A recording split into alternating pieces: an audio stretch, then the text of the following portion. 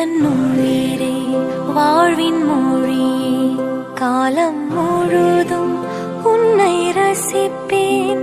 ஆசை மழையே பேசும் அழகே, என்னை மறந்து உன்னை இசைப்பேன். உனக்காக இனி நானும் வாழ்வேன் பிள்ளை.